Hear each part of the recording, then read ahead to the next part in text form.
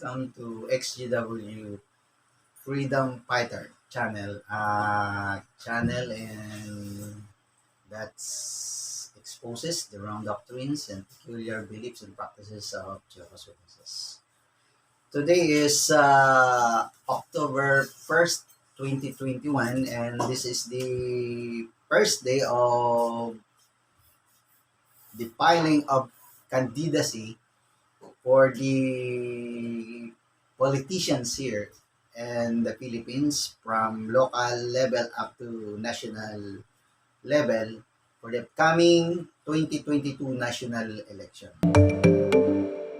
The Philippines begins accepting applications from aspirants to elective positions for the 2022 national and local polls.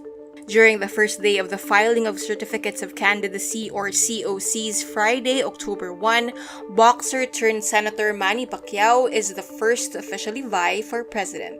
Deputy So it is fitting for me to discuss this particular topic about voting or participating in an election by the Jehovah's Witnesses.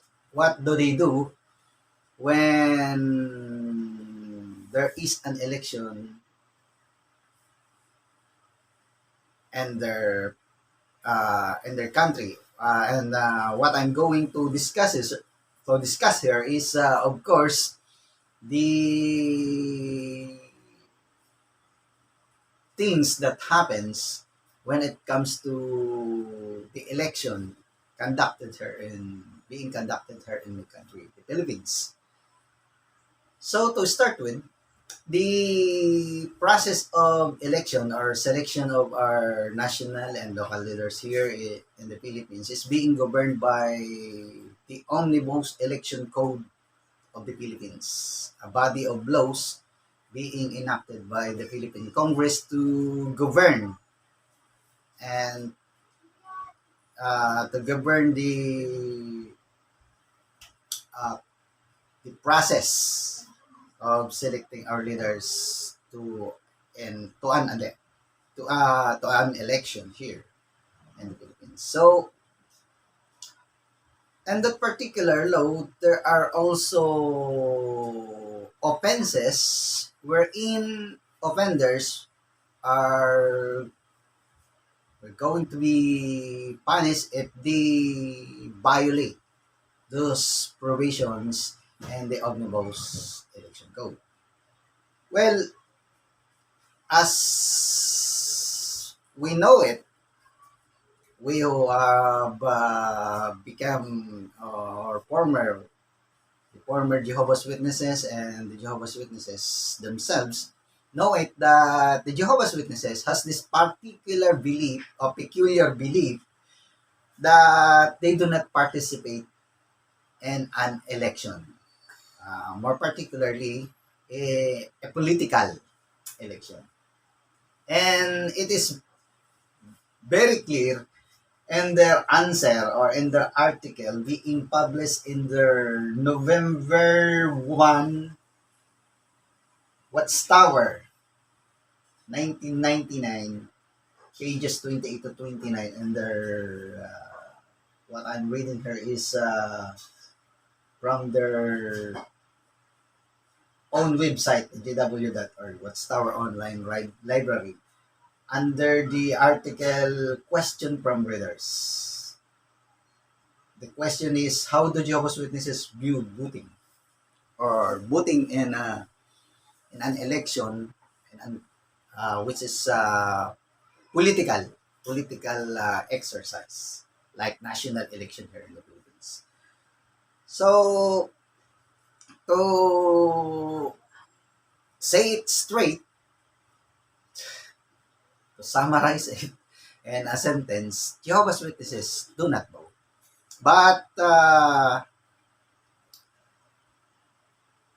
before 1998, they are saying that they participate in the elections of our local and national leaders. But what they do during those times is not voting or participating in an elections. What they do is that they vandalize the ballots during those times, because during those times the voters, the way of voting or selecting a particular candidate in an election is different nowadays, because since 1998 our way of voting is being automated by the Philippine Congress and by the COMELEC, the body that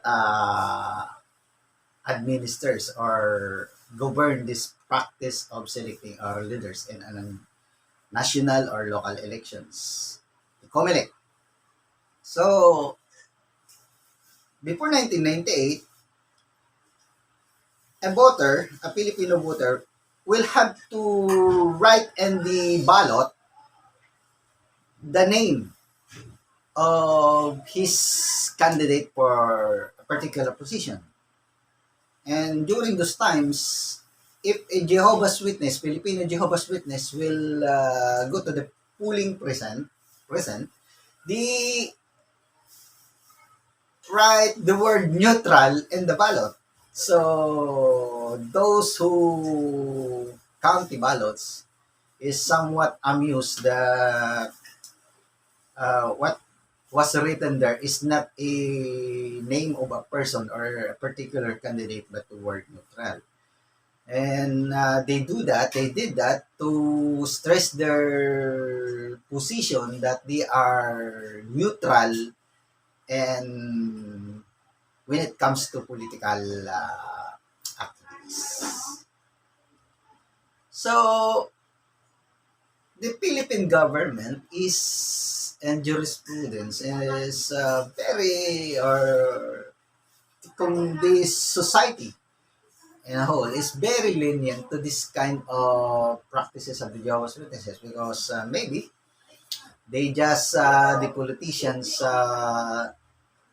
consider it a very small matter, because the Jehovah's Witnesses are in the Philippines is a very small has a very small following, or they are minority here when it comes to recruit.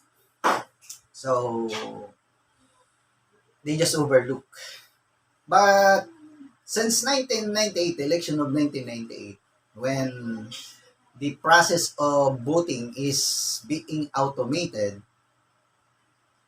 a voter will not be allowed or not is not allowed to write anything on their ballot, but to shade the circle at alongside the name of a particular candidate. They don't have to write anything. So they are not now allowed, the situation now is not allowing them to write anything in their ballot. So since 1998, it is impossible for a Jehovah's Witnesses or for a particular Jehovah's Witness to go into a polling precinct and write anything in their ballot, because it may be construed as a vandalism of destruction of a ballot, and they may be charged of an election offense for that. So they do not, since then, they do not participate in the national election. So why is it that the Jehovah's Witnesses refrain and abstain from participating to select our Filipino leaders or politician in a particular position in an election? It is because the leadership of the Jehovah's Witnesses has convinced them, has indoctrinated them that it is wrong and unbiblical or against the law of God to participate in an election, more so to select a particular candidate for a particular position. As I've said before, as I've cited before, we can easily deduce that kind of thinking from their own article question from readers on in the Watchtower 1999 November 1st, pages 28 to 29, because they have stated there that there are so many principles that pertains to this issue. And they have, in this article, they have outlined 5 points wherein we can clearly see from that 5 points that the Watchtower organization or the leadership of the Jehovah's Witnesses is very much against voting in an election. But they do not want to say it directly or in a very clear manner. And in that article, they have repeatedly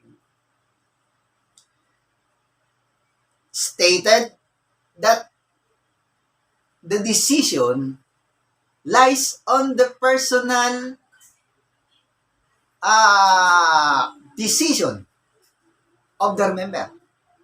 If they're going to vote or not, or whatever thing they are going to write on their own ballot, if ever they choose to come into the polling present during election time. So, it is very tricky. Yes, it is very tricky for them to come up with this kind of argument when it comes to election. Why did they do that? Because they do not want to have a legal issue, direct legal issue against the government or against the existing law of the land. As I've said earlier, there are so many offenses that may be committed when it comes to election or a national election. One of that is an religious leader or officer that may influence his parishioners or the members of his church to vote or not to vote or to boycott the election, as the Jehovah's Witnesses is doing. They are unifiedly boycotting the election because their mindset is that politics is inherently dirty and evil, because and the psyche of the bodies of their doctrine, world government or governments is directly governed by the enemy, the chief enemy of God, which is Satan the devil. So they do not want to participate in politics. But by doing that, they are directly, the leaders is directly violating the provisions and the Omnibus Election Code, which is punishable by 1 year, not less than 1 year, to not more than 6 year imprisonment here in the Philippines. So, that is the case with the Jehovah's Witnesses when it comes to elections. They do not vote.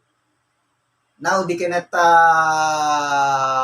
make the lie, just like before, that when the Jehovah's Witnesses here in the Philippines is being asked, do you participate in voting? Do you vote? Do Jehovah's Witnesses vote in an election? They say yes because before 1998, they went to polling precinct and write the word neutral in their ballots, which is a kind of vandalism on the government property, and desecrating the sacredness of the the election. Yes, the Jehovah's Witnesses do not vote at that, but the leaders, when we read carefully the article on that particular watchtower that I have mentioned here, the 1999 November 1 elections, they do not want to shoulder the responsibility of the indoctrinations that they have done to the mind of their members. So that's it for this topic. My dear viewers, and please, if you have questions to ask, comments, uh, do it, and write your comments in the comment sections. And please share my videos so that many others will be enlightened when it comes to the culture, the peculiar beliefs of the Jehovah's Witnesses, and I hope I have enlightened my viewers when it comes to Philippine politics and the practice of the Jehovah's Witnesses, and not participating in any political process here or around the world for that matter. Thank you, and have a